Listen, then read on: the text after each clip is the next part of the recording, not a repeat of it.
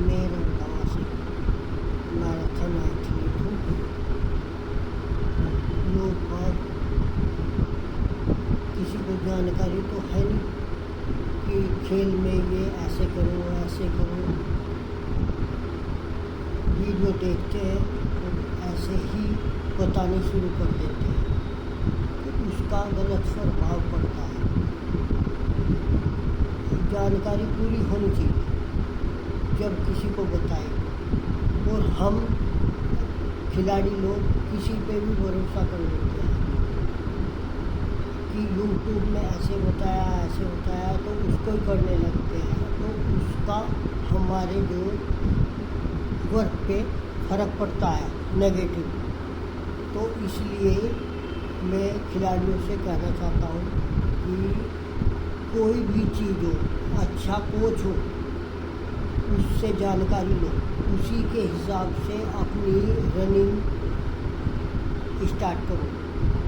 नहीं तो मैं बताता हूँ आपको अच्छी लगेगी, आपको 1 हफ्ता 2 हफ्ता 1 महीने में खुद आपको पता चल जाएगा कि सही है या गलत है। वैसे तो मान लो ये पैदल चाल का वर्क होता है, सबसे कठिन वर्क होता है।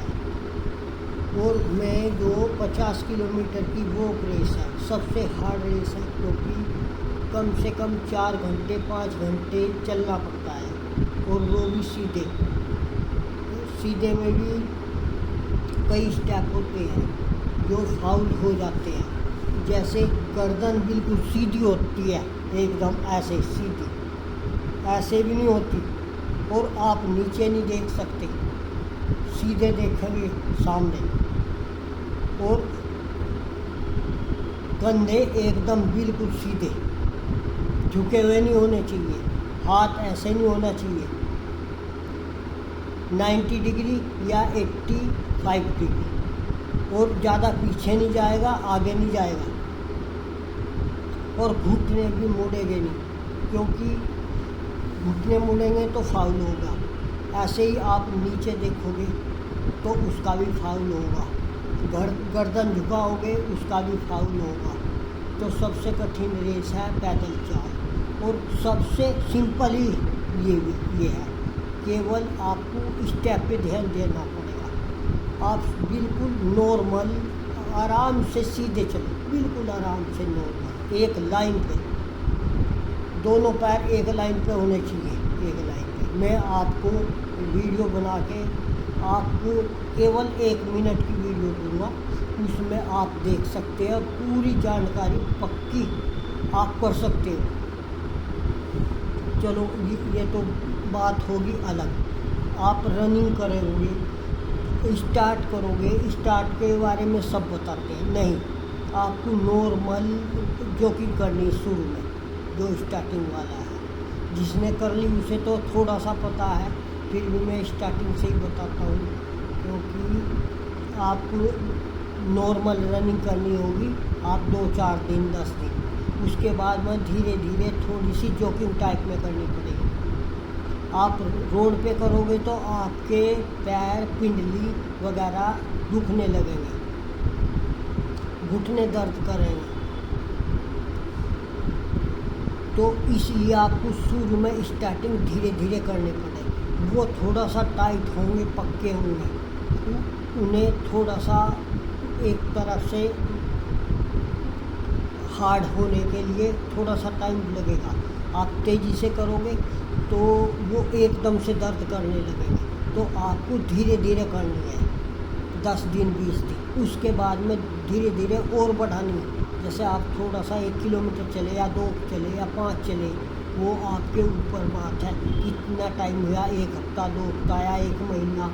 उसके बाद में आप जो रनिंग थोड़ी सी बढ़ाओगे, फिर हल्की करोगे, तो आपके अंदर स्टेमिना आएगा। जितने ज़्यादा आप दूरी तय करोगे, जितनी भी ज़्यादा दूरी तय करोगे, उससे आपके अंदर स्टेमिना बनेगी। स्टेमिना बनेगी जब स्पीड आएगी। ये ऐसे नहीं है कि एकदम स्पीड ही करनी है, नहीं, पहले स्टेमिना बनानी पड़ेगी। आपको धीरे धीरे लंबे टाइम तक रनिंग करनी पड़ेगी। आप 100 metre 200 metre 400 metre sprint race होती है, ये लगाने के लिए कि या मैं तो 1 किलोमीटर 2 किलोमीटर करूँगा 4 किलोमीटर, नहीं, ऐसा कुछ नहीं। स्प्रिंट रेस वाला भी या 800-1500 डिस्टेंस रेस वाला भी आपको कम से कम 15-20 किलोमीटर रनिंग करेगा, और जिसमें हार्ड 8-10 किलोमीटर तो करेगा ही हार्ड अच्छी वाली रनिंग, जिसे हम लोग क्रॉस कंट्री बोलते हैं। क्रॉस कंट्री का मतलब यह पूरी ताकत से अच्छी तरह से एक रनिंग करनी, हफ्ते में 1 दिन कम से कम। नॉर्मल आपको 2 दिन करना है, और रेस्ट आपको 1 हफ्ते में 3 लेने हैं।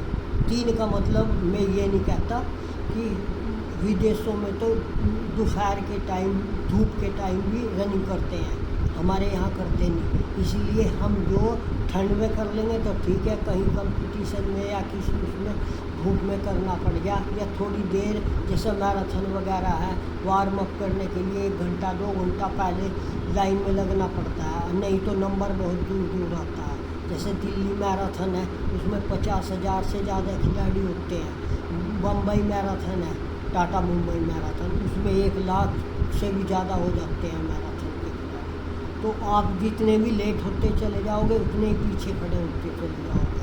इसका मतलब नहीं वो टाइमिंग चिप मिलती है, स्टार्टिंग तो आपकी वहीं से होगी शुरू से ही, जहाँ स्टार्टिंग और फिनिशिंग है वही एक ही पॉइंट है, पर फिर भी आपको उसका जो बेनिफिट नहीं मिलेगा। बेनिफिट नहीं मिलेगा, आप थोड़ा सा पीछे रह जाओगे तो आप कितने ही जोर लगा लो फिर भी वो कंडीशन नहीं आएगी। तो आपको थोड़ा सा उसके कैटेगरी वाइज भी वे खड़े कराते हैं, ABCDEFG इस तरह से। अब वो कितने होंगे खिलाड़ी, उसके हिसाब से कम 10-10 हज़ार एक का ग्रुप में हो जाते हैं। अब मान लो अभी मैंने रेस करी थी दिल्ली मैराथन, तो उसमें मेरा एक कैटेगरी में तो आया था, पर फिर भी मेरे से पहले इलाइट वाले होते हैं, इलाइट वाले आगे की तरफ। वैसे तो ज़्यादा फ़र्क नहीं था, करीबन 1 या 2 मीटर का फ़र्क होगा स्टार्टिंग पॉइंट में, पर फिर भी मुझे उसका भी तो बेनिफिट नहीं मिलेगा, क्योंकि वो तेज़ी से चलेंगे। पीछे वाले कुछ ऐसे हैं अल्लड़ की तरह के कि उन्हें पता ही नहीं कैसे करना। शुरू में स्टार्टिंग में इतनी तेज़ दौड़ लेंगे 200-400 मीटर या 1 किलोमीटर, तो फिर उनका पेस कम होता चला जाएगा। तो मैं यही कहना चाहता हूँ कि पहले उसकी जानकारी होनी चाहिए। मैं भी आज से नहीं दौड़ लगा रहा, मुझे करीबन 30-35 साल हो गए। मेरी 500-600 से ज़्यादा मैराथन हो चुकी है, हाफ मैराथन, फुल मैराथन और अल्ट्रा मैराथन भी मैं करता हूँ, और मैं साइकिलिंग भी चलाता हूँ। ये तो इंडोरेंस मेरे अंदर पूरा है। मैं आज ही रनिंग करके आया, पहले मैंने 30 किलोमीटर रनिंग की, उसके बाद में मैंने 45 किलोमीटर साइकिलिंग करी। मैं किसी दिन वीडियो डाल दूँगा उसकी। 22 से ऊपर की मेरी साइकिलिंग चली है, सादी साइकिल है मेरी, 50-55 साल हो गए मेरी साइकिल। पहले मेरे एक अंकल जी चलाते थे, तो उसके बाद में फिर मैंने ले ली। करीबन मैं भी 25-26 साल से मैं भी चला रहा हूँ उसको। अच्छी साइकिल है मेरी। फिर भी छोटी नॉर्मल साइकिल में और स्टैंडर्ड साइकिल में फ़र्क होता है।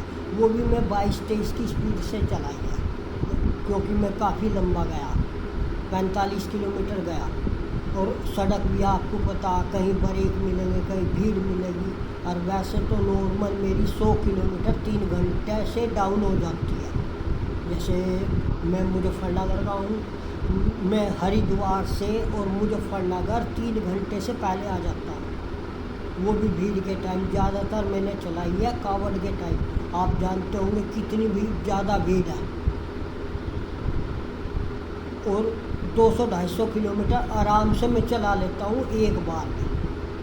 तो इंडोरेंस मेरे अंदर काफ़ी है, स्पीड भी है। स्पीड भी मैं कभी कभी तो अल्ट्रा मैराथन में 90-100 किलोमीटर कर लेता हूँ। और मेरा जो बेस्ट टाइम है 100 किलोमीटर का 8 घंटे 47 मिनट का मेरा टाइम है, जो आप लोग हिसाब लगा सकते हो कि सुपर तो है नहीं, पर इंडिया के अंदर टॉप 5 में मेरा नंबर आता है। ये बहुत बड़ी बात है और मैं ये कोशिश कर रहा हूँ। वैसे तो मैंने वर्ल्ड रिकॉर्ड के लिए अप्लाई किया था, पर उनकी एंट्री फीस मेरे हिसाब से ज़्यादा थी, 12 लाख फीस थी, तो मैं कर नहीं पाया। नहीं तो ये जो जम्मू से श्रीनगर तक की साइकिलिंग है, उसका मैं आपको बता दूँ, कोई खिलाड़ी जो करना चाहता है तो उसका 22 का एवरेज था और बढ़िया साइकिल थी। आप जानते होंगे, गियर वाली साइकिल है, महंगी साइकिल, उसका मैं फ़ोटो भी डाल दूँगा कौन सी साइकिल थी। मेरे हिसाब से 50-60 हज़ार की कम से कम होगी, ज़्यादा की भी हो सकती है। वो साइकिलिंग थी और अच्छी साइकिलिंग में मानी जाती है, तो उसकी एवरेज थी 22 की।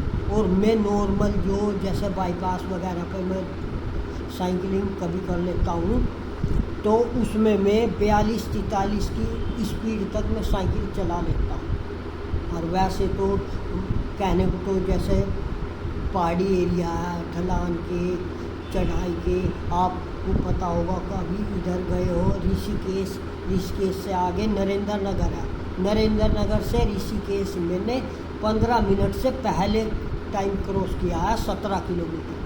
आप लगा सकते हो अंदाज़ा, कभी उधर जाओगे दूरी भी देख लेना, नरेंद्र नगर से और ऋषिकेश तक 17 किलोमीटर की दूरी मैंने तय की, और वो भी 15 मिनट से पहले।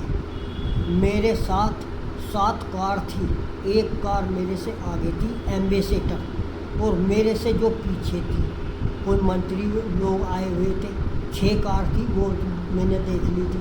मेरे से पीछे थी पजीरो, और वो क्रॉस नहीं हुई ऋषिकेश तक। स्पीड भी मेरी अच्छी थी क्योंकि बूंदाबांदी का टाइम था, हल्की सी बूंदाबांदी हो रही थी और करीबन शाम के 5 बज रहे थे। उस टाइम सड़क भी थोड़ी सी भीड़ भाड़ को इसमें होती है, तो ये मेरा बेस्ट टाइम है। वैसे ढलान भी है, थोड़ी सी चढ़ाई भी है बीच में उसमें ये। और वैसे मैं मैराथन भी, मेरा जो 21 किलोमीटर का जो टाइम है, बेस्ट टाइम मैं बता देता हूँ आपको। 22.5 किलोमीटर मैंने नेहरू स्टेडियम में ही लगाई थी 1 घंटा 7 मिनट में, 22.5 किलोमीटर। और फुल मैराथन का जो मेरा टाइम है, रथ मैराथन के टाइम का है 1998 या 99 में, 42 किलोमीटर का।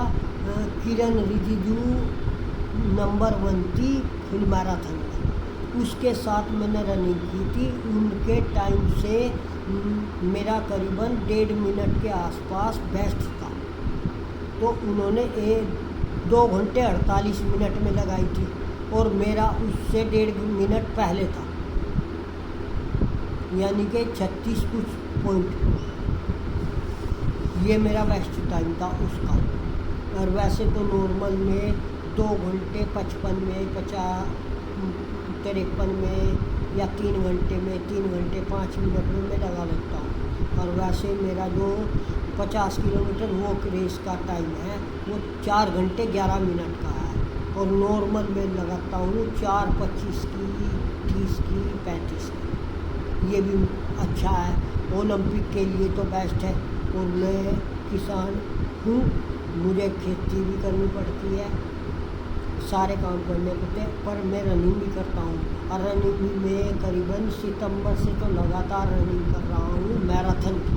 डेली एक मैराथन करता हूँ, उसमें मेरी हर रोज़ कम से कम 25 किलोमीटर होती थी, कम से कम। कभी कभी फुल मैराथन भी कर लेता हूँ, हाँ, अल्ट्रा मैराथन भी कर लेता हूँ, 50-60 किलोमीटर, 70 किलोमीटर कभी कभी। महीने में 1 या 2 तो कम से कम है, और फुल मैराथन भी। और अब मेरा जो टारगेट है 2 महीने से, पहले तो मैं नॉर्मल करता था 90-95 मील पर वीक कम से कम, और अब मैं करता हूँ 110 से 120 मील पर वीक कम से कम। उसमें आपको बताया 25 किलोमीटर कम से कम है मेरी एक दिन, और अब मैं करता हूँ 30 या 35 किलोमीटर कम से कम एक दिन, यानी कि half marathon daily. Half marathon होती है 21 किलोमीटर की, 21.8। तो वैसे भी मैं थोड़ा सा ज़्यादा कर लेता हूँ, पहले 25 करता था, अब 30 से ज़्यादा ही कर लेता हूँ। तो मैं आपको ये बताना चाह रहा हूँ कि जानकारी सही जगह से लो।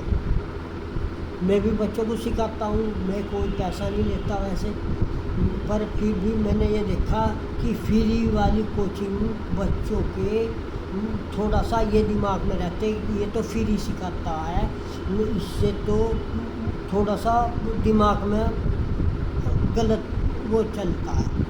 तो मैं ये कहना चाह रहा कि मेहनत करो, कड़ी मेहनत करो, फल ज़रूर मिलेगा। कोई आपको किसी भी खिलाड़ी को कोई दिक्कत है, मेरा यूट्यूब चैनल है, उस पर आप कमेंट करके पूछ सकते हो, मेरे फेसबुक पे वो डाल सकते हो, या फिर मेरे से बात कर सकते हो, नंबर भी आपको मिल जाएगा इसी से। तो कोई भी जानकारी हो, मैं मुजफ्फरनगर का रहने वाला,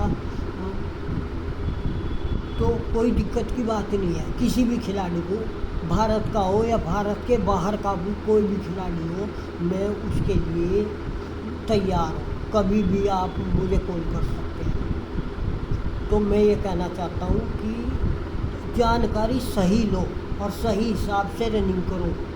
रनिंग में वैसे 15-16 खेल सिखाता हूँ, और मैंने की भी, पहले तो मैं पहलवानी भी करी, पहलवानी भी अच्छी करी, इसलिए मेरे घर को ने नाम रणधवा रखा, क्योंकि मैं अच्छा खासा तकड़ा तंदुरुस्त था। वैसे तो स्टेमिना की कमी तो अब भी कुछ नहीं है। रही बात उसकी, वो आदमी वजन नहीं उठा सकता या कुछ काम नहीं कर सकता, एक क्या ना यूरिया का कट्टा 50 किलो का होता, आराम से मैं उठा के अपने घर से, मेरा खेत जो है 700 मीटर के करीब है, 600-650 मीटर, तो वहाँ तक मैं सिर पर ले जाता हूँ, ऐसी कोई दिक्कत नहीं है। और 1 बीघा ईंख, किसान भाई जानते हैं 1 बीघा कितना होता है बिना कल्टीवेटर के। मैं कल्टीवेटर नहीं निकलवाता खेत में कभी, मेरे पास 10 बीघे ज़मीन है, सारी में मैं ईंख बोता हूँ, और उसी से मैं घास का भी काम करता हूँ, चारे का। और मैं ज़्यादातर गाय रखता हूँ, देसी गाय, देसी दूध पीता हूँ, और मैं रोटी कम से कम खाता हूँ। सुबह दही पीता हूँ, शाम को मैं दूध पीता हूँ। वैसे कोई मैं चाय वगैरह कुछ नहीं लेता, और चीनी में खाता नहीं। चीनी भी करीबन मैं सितंबर 1995 से मैंने बंद की हुई है। नेम तो है ही नहीं, नुको भाई खानी नहीं, कहीं ऐसा भी हो जा, कहीं जरा मरा सा कुछ लेना पड़ जा। वैसे मैं चाय नहीं पीता, गुड़ से मैं चावल भी खा लेता हूँ, और दूध भी मैं गुड़ का ही पीता हूँ। और एक और बात, सुबह उठ के मुँह हाथ धो के आप सबसे पहले आप नॉर्मल पानी पियोगे या हल्का सा गुनगुना पानी पियोगे, ठंडा कभी नहीं पियोगे, तो स्टेमिना बनी जाएगी, शरीर सही रहेगा। शरीर सही रहेगा तो सब कुछ सही रहेगा। तो इसलिए मैं बताता हूँ कि मैं जो सुबह ही पहले पानी पीता हूँ गुड़ के साथ, और उसके बाद में मैं फ्रेश होता हूँ। फ्रेश होने के बाद मैं योगा करता हूँ, योगा करने के बाद में मैं रनिंग करने के लिए चला जाता हूँ। रनिंग का भी मेरा अपना जो टाइम है वो सुबह 4 या 3:45 के आसपास रनिंग स्टार्ट हो जाती है मेरी बाहर के लिए, और वो वातावरण सबसे शुद्ध होता है, जिसे हम ब्रह्म मुहूर्त कहते हैं। वही, उससे अच्छा कोई टाइम नहीं है। आप उसमें एक दिन जाके देखो, आपको ऐसा लगेगा कि इसे पूरी जो ऑक्सीजन है ये अपने अंदर ले लो, उसी से ताकत बनेगी। तो ऐसे ही जब हमारा शरीर सही रहेगा, शरीर मतलब सबसे पहले हमारा पेट सही रहेगा, तो हमें कोई बीमारी नहीं होगी। बीमारी नहीं होगी, हम स्वस्थ रहेंगे। स्वस्थ रहेंगे तो हम कुछ भी कर सकते हैं। ऐसा नहीं है अब मेरी उम्र 50 साल से ऊपर होगी तो ऐसा नहीं है मैं ये नहीं कर सकता, वो नहीं कर रहा। मेरी पूरी पूरी तमन्ना है। तमन्ना क्या कि मैं करके छोड़ूँ। मैं एक ओलंपिक में एक कम से कम एक गोल्ड मेडल जरूर भारत की तरफ से लेके आऊँगा हर हालत में। मेरे 3 इवेंट हैं, 3 में से अभी फ़िलहाल मेरे तीनों के तीनों सॉलिड है जो मैं करके छोड़ूँगा। ऐसी बात नहीं है मैं लगा हुआ हूँ उसी पे, इसीलिए मैं इतनी रनिंग करता हूँ, साइकिलिंग चलाता हूँ, वैसे भी योग वगैरह भी मैं करता हूँ। जिम में मैं कभी जाता ही नहीं, वैसे देखने के लिए मैं हर जगह गया। नेहरू स्टेडियम आपको पता होगा, बड़े बड़े खिलाड़ियों को कितना बड़ा जिम है, मेरे लिए कुछ नहीं है। अब तो खैर मैंने एक जिम की मशीन थी मेरे पास, वो मैंने बंद कर दी। आपको बता दूं मेरे पास कुट्टी काटने की मशीन थी, उससे असली जिम होता है। और डंगर भी मैं, पशु भी मैं कई रखता हूँ, ऐसा नहीं 1-2 रख लेता हूँ, 4-5 कम से कम। पहले तो ज़्यादा ही रखता था। तो आप ये देखो कितनी कुट्टी कटेगी, खुद ही काटता था। ऐसा कुछ नहीं हो कोई और काटेगा। पापा से तो नहीं कभी कटवाई, अपनी मम्मी से नहीं कटवाई कभी, खुद काटती। बहन से नहीं करे, मैं अकेला भाई हूँ, एक बहन है मेरी। तो मैं यही कहना चाहता हूँ कि आप कभी भी मन में ये मत सोचो कि ये नहीं हो सकता। क्यों नहीं हो सकता? जब मैं 50 साल का, मैं ये सोच सकता हूँ कि मैं साइकिलिंग में गोल्ड मेडल ला सकता हूँ, मैं वॉक रेस में 20 किलोमीटर में, 50 किलोमीटर में गोल्ड ला सकता हूँ, कि दूसरा खिलाड़ी क्या नहीं कर सकता, कर सकता है। अब मैं आपको बता रहा था 1 बीघा बिना कल्टीवेटर के, यानी कि बिना खुदा हुआ, जिसे किसान भाइयों को पता होगा कि मतलब पानी देने के बाद में कितना टाइट हो जाता है ज़मीन उसकी, एक की खेत की किसी की। मैं उसे 3 घंटे से पहले एक बार सारे में फावड़ा निकाल देता हूँ, 3 घंटे से पहले। ये मेरी वैसे भी स्टेमिना है, ताकत। तो मैं ये बताना चाहता हूँ कि हिम्मत नहीं हारनी कभी भी। ये सोचना कि ये मुझे करना ही है, तो आप कर सकते हो। ऐसा नहीं आप लोगों भाई मैंने तो 2 रोटी खाई, ताकत कहाँ से आई? नहीं, आप खाना उतना खाओ जितना शरीर को चाहिए। शरीर, आप कहोगे शरीर को तो चाहिए, पेट बाहर को नहीं, मेरा पेट कभी भी बाहर को क्या पलायन भी नहीं हुआ, अंदर ही है। और ऐसा नहीं है मतलब शरीर अपनी पूर्ति खुद कर लेता है, नहीं। मैं 1 दिन नहीं खाना खाता, 2 दिन नहीं खाता, पर मेरा वर्क कभी बंद नहीं होता, मेरी रनिंग कभी बंद नहीं होती। शुरू में मैंने मैराथन की थी, रथ मैराथन सबसे पहले 1998 में। 1999 की मैराथन में 25 दिन बगैर कुछ खाओ मैं खेल के आया था, और बहुत अच्छा टाइम आया था मेरा।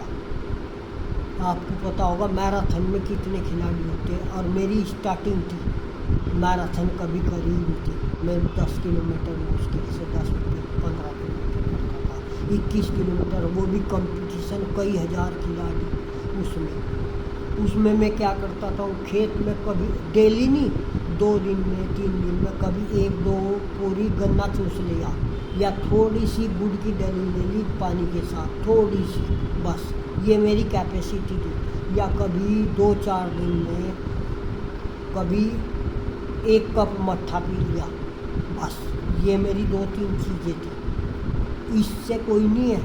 और आपको पता होगा 3 दिन आदमी बगैर पानी पिए रह ले तो जिंदा नहीं रह सकता, पर नहीं, उसके लिए कुछ थोड़ा सा तो करना पड़ेगा कि हमारे शरीर में पानी चला जाए। तो मैं ये देखना चाहता था कि बगैर कुछ खाओ हम कुछ कर सकते नहीं, हाँ कर सकते हैं। तो जब से अभी मैं कभी वैसे बीमारी भी उससे हल हो जाती है खाने से, एक बीमारी होती है हार बीज, जो हार की तरह एक तरह से गुमड़ी गुमड़ी टाइप में हो जाती है और वो बहुत खतरनाक होती है। हमारे गांव में भी कई को हुई थी और मेरे भी बहुत ज़्यादा हुई थी।